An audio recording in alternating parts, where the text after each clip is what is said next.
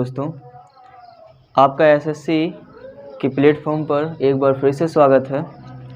जैसा कि पिछली क्लास में आप लोगों ने पढ़ा संख्या पद्धति के बारे में, यानी कि संख्या पद्धति किसे कहते हैं, इसको पढ़ने लिखने की कितने प्रणालियाँ होती हैं, ये सब पढ़ा है। तो इसी को आगे बढ़ाते हुए आज संख्या पद्धति में हम पढ़ने वाले हैं संख्याओं के प्रकार। संख्या पद्धति में हम पढ़ने वाले हैं संख्याओं के प्रकार।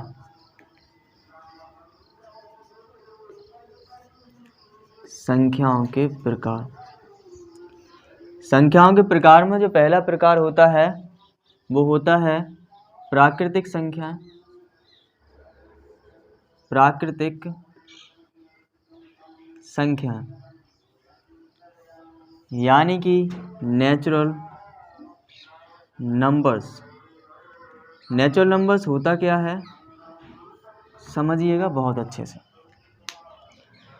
नेचुरल नंबर्स यानी प्राकृतिक संख्याएं। प्राकृतिक संख्याएं वे संख्याएं होती हैं, यानी कि वे संख्याएं जो एक से प्रारंभ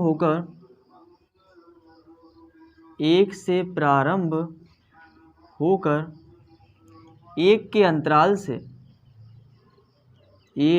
अंतराल से आगे बढ़ती जाती हैं।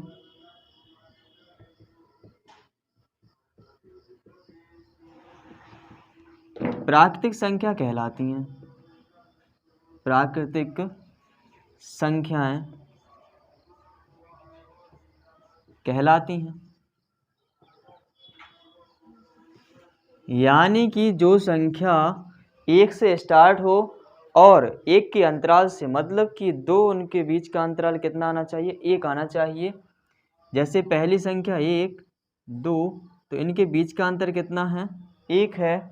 इसके बाद 3, 4, 5, 6 ऐसे आगे बढ़ती जाती हैं। तो इन संख्याओं को क्या नाम दिया जाता है, यही संख्याएं कहलाती हैं प्राकृतिक संख्याएं, क्योंकि इनके जो बीच का जो अंतर है कितना है, 1 है।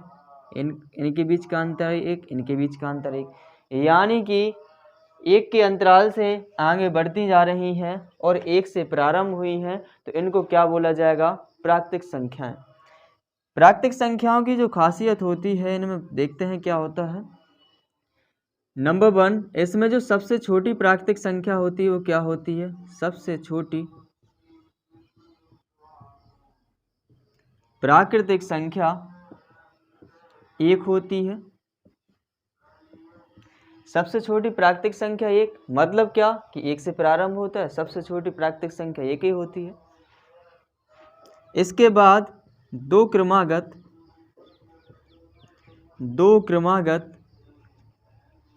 प्राकृतिक संख्याओं के बीच का अंतर, प्राकृतिक संख्याओं के बीच का अंतर 1 होता है, यानी कि the difference between two consecutive natural numbers is always 1, यानी कि हमेशा कितना होता है, 1 होता है इनके बीच का अंतर। इसके बाद यदि इसका व्यापक रूप देखा जाए तो इसका व्यापक रूप क्या होगा, तो मान लेते हैं किसी पूर्णांक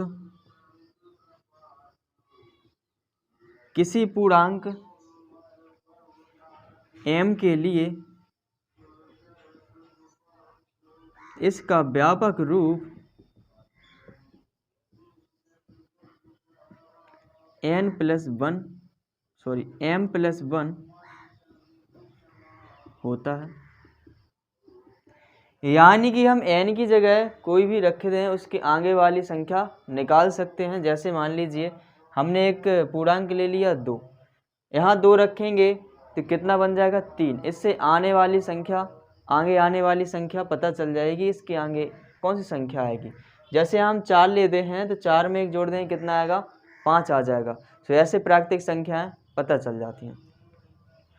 इसके बाद होता है इनका यदि योग निकालना पड़े तो क्या फॉर्मूला लगाते हैं, देखिएगा। प्रथम n प्राकृतिक संख्याओं का योग। प्रथम n प्राकृतिक संख्याओं का जो योग होता है वो होता है n कोष्टक में n+1/2। ये कहाँ काम आएगा? जैसे क्वेश्चन पूछ लिया जाए कि प्रथम 10 प्राकृतिक संख्याओं का योग बताइए, प्राकृतिक संख्याओं का योग बताइए। तो क्या करेंगे? तो प्रथम n की जगह कितना है 10, तो इस फॉर्मूला में रख देंगे 10 +1/2 बराबर कितना बन जाएगा यहाँ 10 × 11/2। 2 से डिवाइड लगा दीजिए 5 और 5 का 11 में मल्टीप्लाई कर दीजिए 55। तो इस प्रकार से हम इनका योग निकाल सकते हैं। ठीक है, उतार लीजिए या स्क्रीनशॉट ले लीजिए। चलिए तो आगे बढ़ते हैं। इसके बाद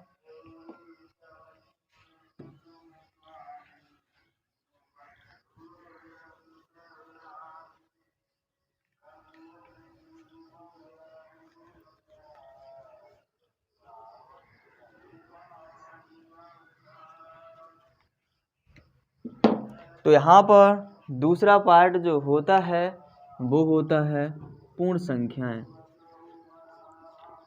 पूर्ण संख्याएं जिनको इंग्लिश में बोलते हैं होल नंबर्स। होल नंबर्स क्या होते हैं? अभी अपन ने प्राकृतिक संख्याएं पढ़ी हैं। यदि प्राकृतिक संख्याओं के समूह में 0 को भी सम्मिलित कर लिया जाए तो जो समूह बनता है उस समूह को क्या बोला जाता है? पूर्ण संख्याएं। अर्थात क्या कह सकते हैं हम? 0 और प्राकृतिक संख्याओं के समूह को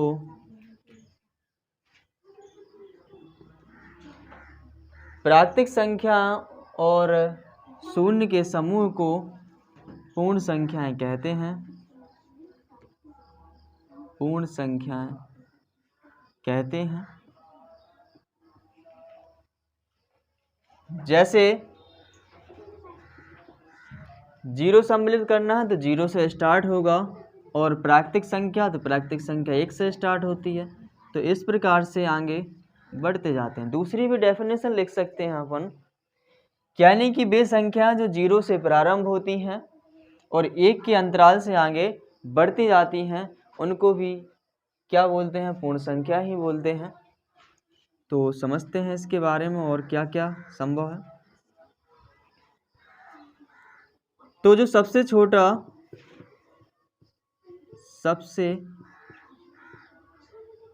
छोटी पूर्ण संख्या 0 होती है। इसके बाद अगर देखा जाए इनके बीच का अंतर कितना है? 1, इनके बीच का 1, इनके बीच का 1, यानी कि 2 क्रमागत पूर्ण संख्याओं के बीच का अंतर कितना आ रहा है? 1। 2 क्रमागत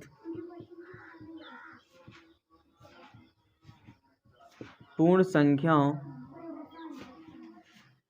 के बीच का अंतर सदैव कितना होता है? 1 होता है। इसके बाद इसका योग निकालना हो, जैसे प्रथम n पूर्ण संख्याओं का योग। तो प्रथम n पूर्ण संख्याओं का योग क्या होता है? n कोष्टक में n-1/2। ये फॉर्मूला होता है प्रथम n पूर्ण संख्याओं का योगफल। जैसे एग्जाम्पल ले लिया जाए कि प्रथम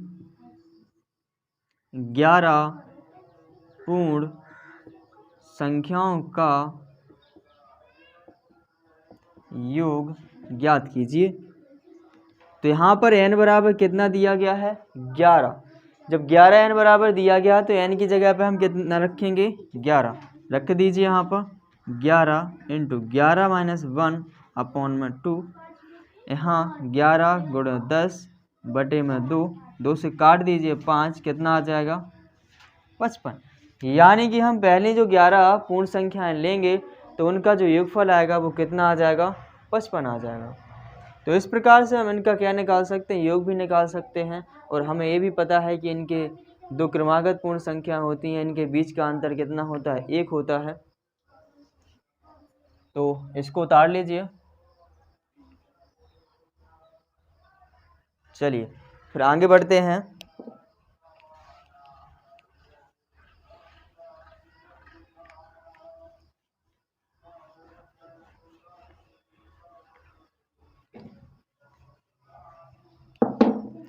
जो तीसरा पार्ट होता है सम संख्याएं।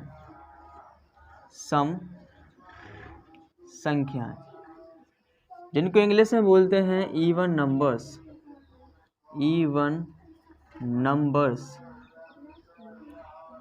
सम संख्याएं क्या होती हैं वे संख्याएं जो 2 से पूरी तरह विभाजित हो जाए।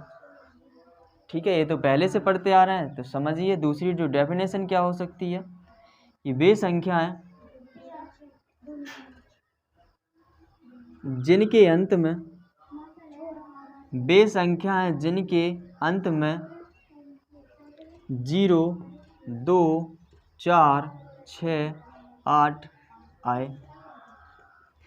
हमें तो केवल कितना देखना है, ये देखना है कि संख्याओं के पीछे 0 आ जाए या 2 आ जाए या 4 आ जाए या 6 आ जाए या 8 आ जाए। इनमें से यदि कोई भी अंक पीछे आ गया यानी इकाई स्थान पर आ गया है तो हम कह सकते हैं कि वो क्या है सम संख्या है। आए तो सम संख्याएं होती हैं। तो सम संख्याएं होती हैं जैसे 2, 4, 6, 8, 10, 12, 14, 16, 18, 20 ऐसे आगे बढ़ते जाते हैं 2 के अंतराल से। यहाँ देखिएगा इन सभी जो संख्या है इनमें देखेंगे इकाई स्थान पर तो इन अंकों के अलावा और कोई अंक नहीं आएगा। अगर और कोई अंक आ जाता है तो उनको हम क्या कहेंगे कि वो सम संख्याएं नहीं हैं। लेकिन इनमें जो देख रहे हैं कि यहाँ 0 आ रहा है अंत में यानी इकाई स्थान पर तो ये सम संख्या में है। इसमें 2 आ रहा है यानी 2 आ रहा है। यहाँ पर 4 आ रहा है, यहाँ 6 आ रहा है, यहाँ 8 आ रहा है, फिर 0 आ रहा है। तो यानी कि ये अंक यदि इकाई स्थान पर आते हैं तो उन्हीं को हम बोलेंगे कि वो क्या हैं सम संख्याएं हैं।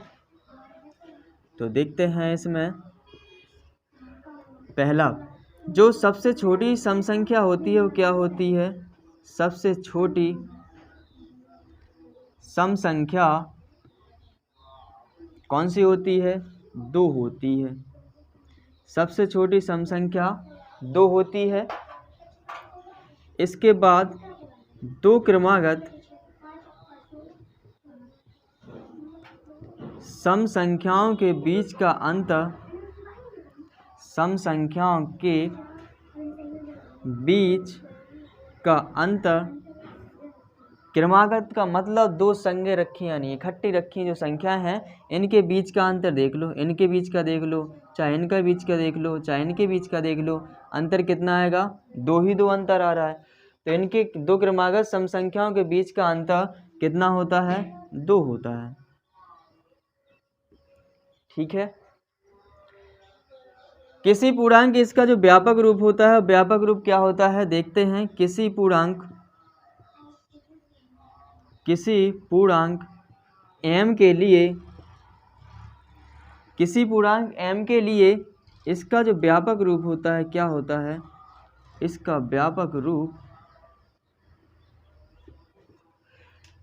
व्यापक रूप होता है 2m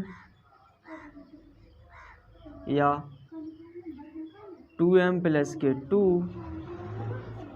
या 2m प्लस के 4 के रूप के होती हैं। जो संख्याएं होती हैं किसी पूर्णांक m पूर्णांक मतलब कि कोई भी पूर्ण अंक ले लीजिए, 1 2 3 4 5 6, इस प्रकार से अगर इनमें रखेंगे तो जो हमें प्राप्त होगी वो क्या होगी, सम संख्या ही प्राप्त होगी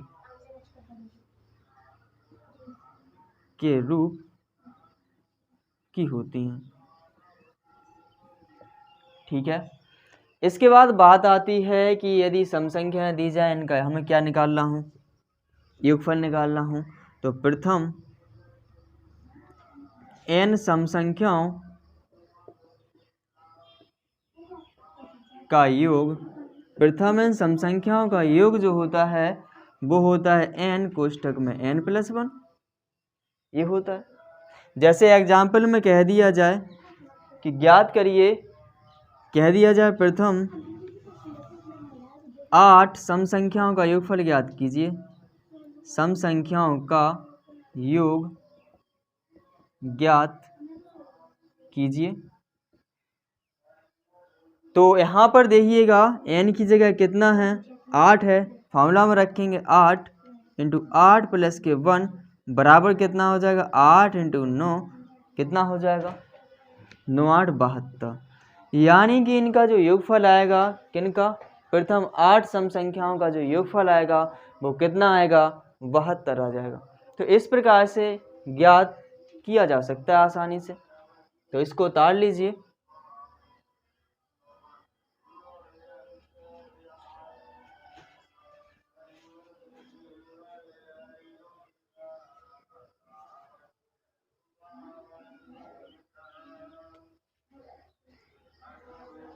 चलिए आगे बढ़ते हैं।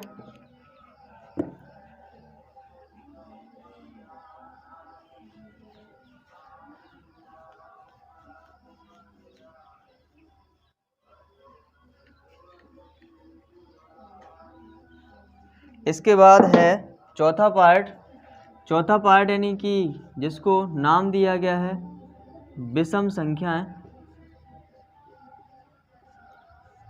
विषम संख्याएं जिनको इंग्लिश में बोला जाता है ऑड नंबर्स, ऑड नंबर्स।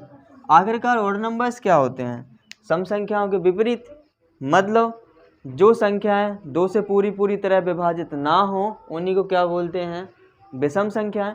या ऐसा भी बोल सकते हैं कि वे संख्याएं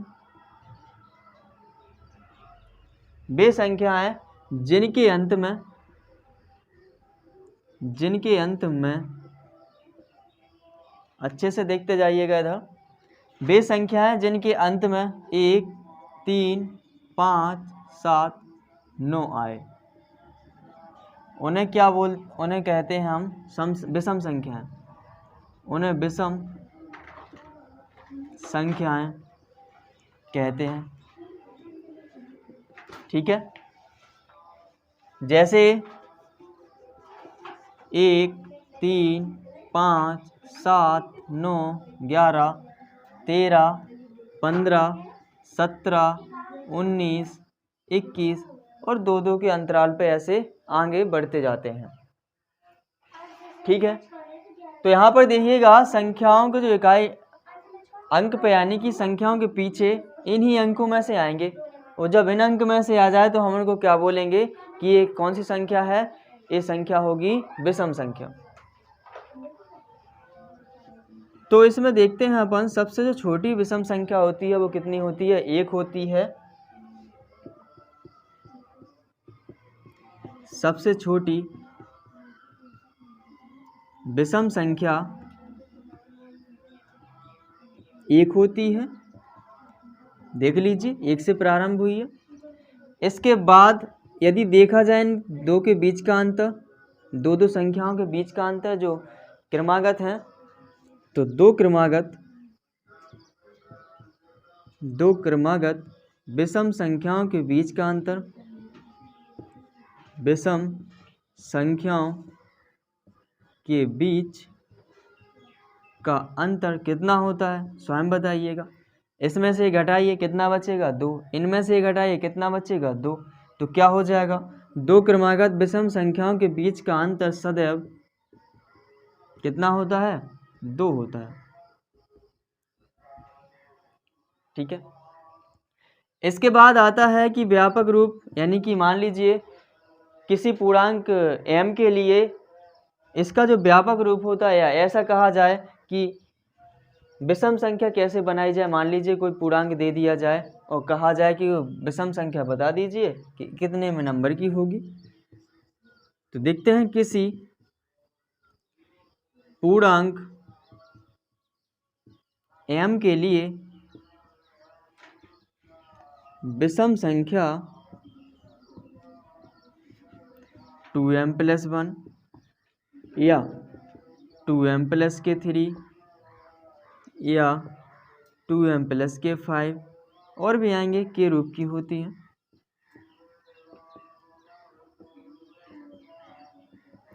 इस प्रकार से मान लीजिए हमें निकालना है पहली वाली, तो यहाँ हम लिख देते m की जगह कितना रख देंगे, 1 रखेंगे, तो 1 रख देंगे, कितना बन जाएगा 3। तो यहाँ पर ये विषम संख्या निकल के आ गई 3। ठीक है, इस प्रकार से m की जगह हम कितना ले लेते हैं, 2 ले लेते हैं इसमें, इसके लिए तो कितना आ जाएगा, यहाँ पर 5 आ जाएगा, क्योंकि 2 दूनी 4 1 5। इस प्रकार से क्रम वाइज आगे बढ़ते जाते हैं। इसके बाद देखा जाए हमें निकालना हो, इसका योगफल निकालना हो, तो कहा जाए प्रथम n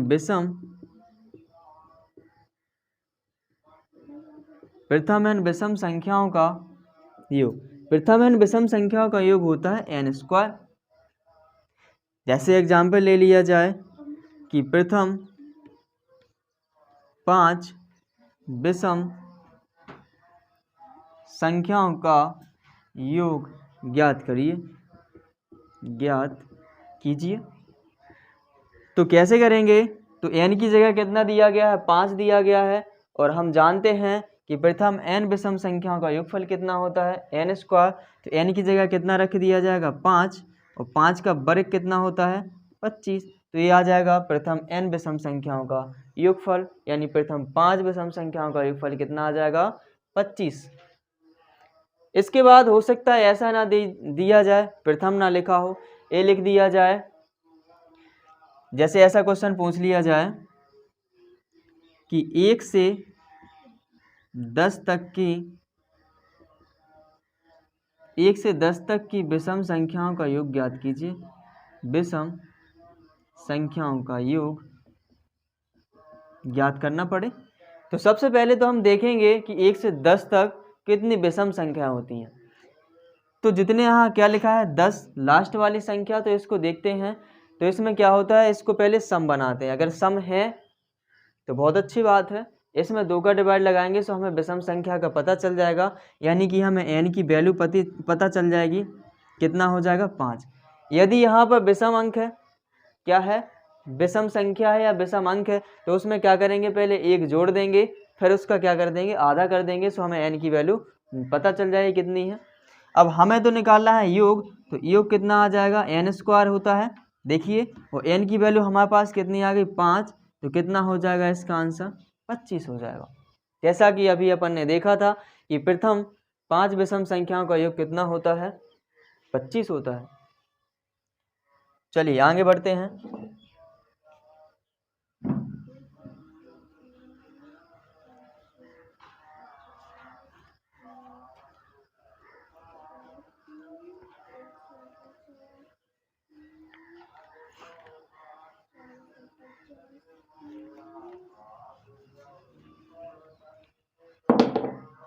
इसके बाद 5वें नंबर वाली जो संख्या है वो है अभाज्य संख्या। अभाज्य संख्याएं, जिसको इंग्लिश में बोलते हैं प्राइम नंबर्स। प्राइम नंबर्स अभाज्य संख्या। अभाज्य संख्या वे संख्या होती हैं जो स्वयं और एक के अलावा किसी अन्य से विभाजित ना हो। कहने का ये मतलब होगा कि वे संख्याएं जिनके केवल 2 गुणनखंड होते हैं उन्हें क्या बोलते हैं, अभाज्य संख्याएं। वे संख्याएं जिनके केवल 2 गुणनखंड होते हैं, 2 गुणनखंड दो गुणनखंड कौन कौन से? एक तो स्वयं संख्या तथा एक यानी कि 1। स्वयं संख्या और एक कितने गुणनखंड होते हैं? दो गुणनखंड होते हैं। क्या कौन सी संख्या कहलाती हैं? अभाज्य संख्या कहलाती हैं।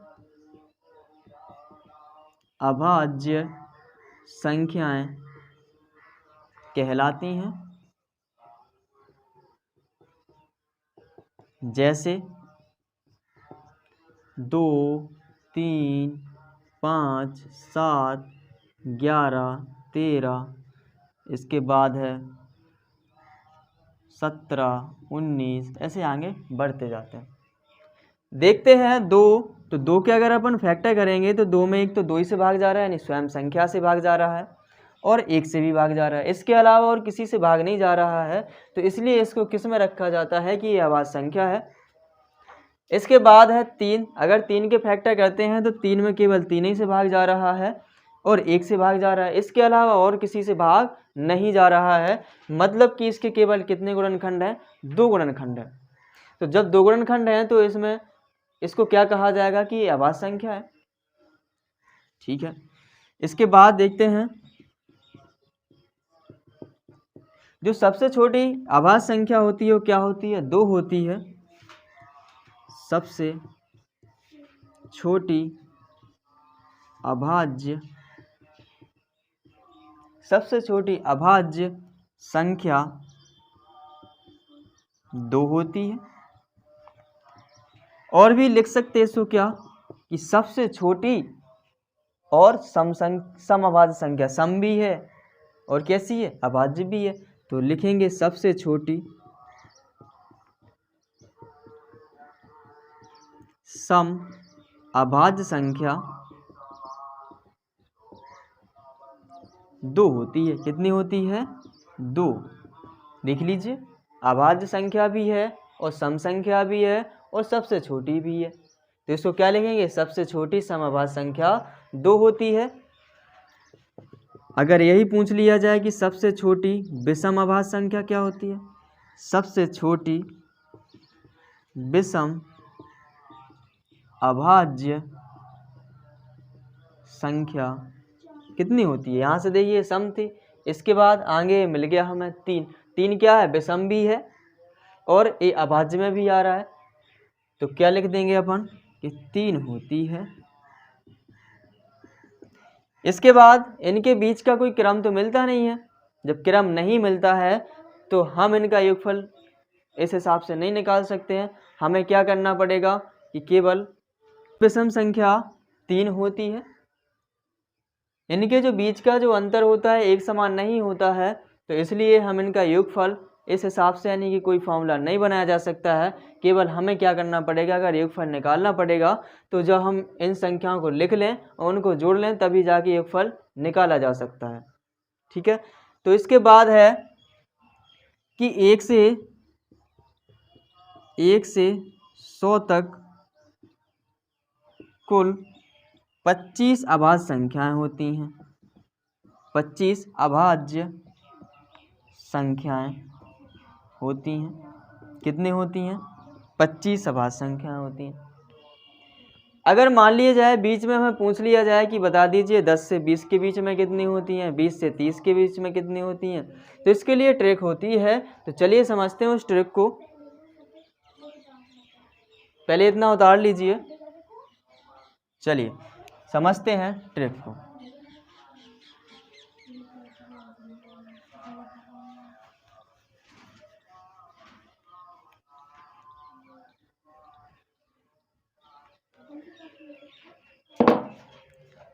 तो यहाँ पर हम देखते हैं कि 1 से 100 तक का जो क्रम होता है उनके बीच का जो हमें क्या निकालना पड़ेगा कि अभाज्य संख्याएं कितनी हैं, यानी अभाज्य संख्याओं की संख्या ज्ञात करेंगे।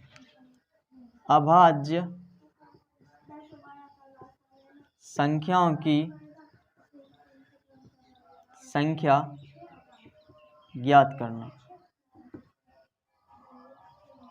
अच्छे समझना है, इधर देखिएगा।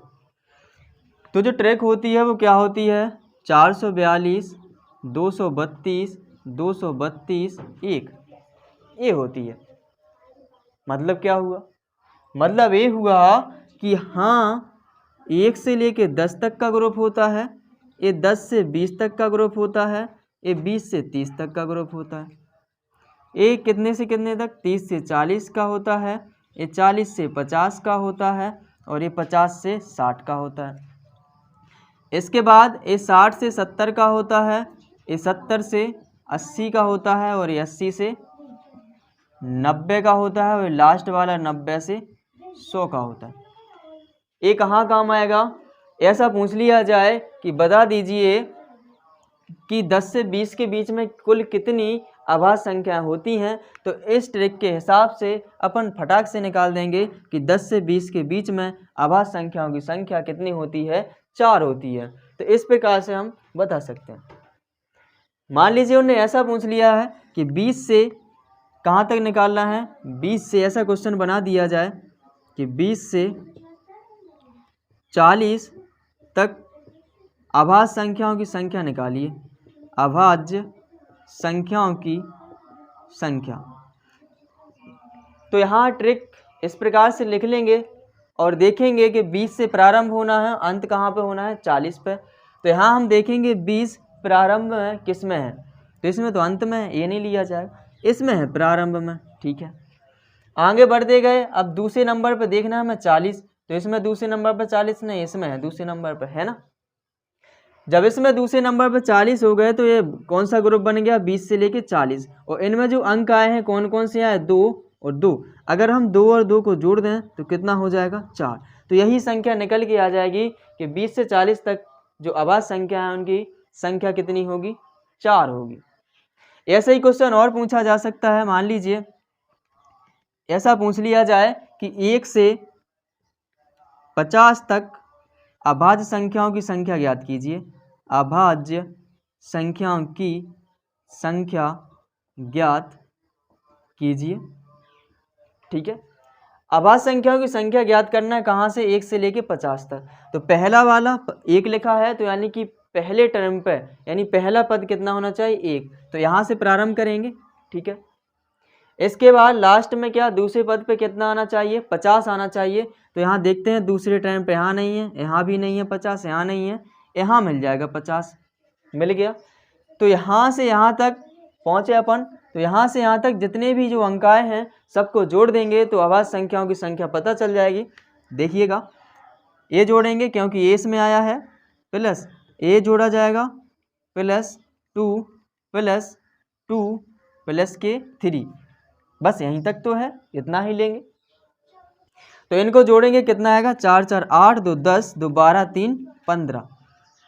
तो यानी कि हम आसानी से निकाल लेंगे कि 1 से 50 तक अभाज्य संख्याओं की संख्या कितनी होगी? 15 होगी। ठीक है, तो उतार लीजिएगा। आशा करता हूँ समझ आया होगा। चलिए मिलते हैं अगली वीडियो में, इतना समझिए।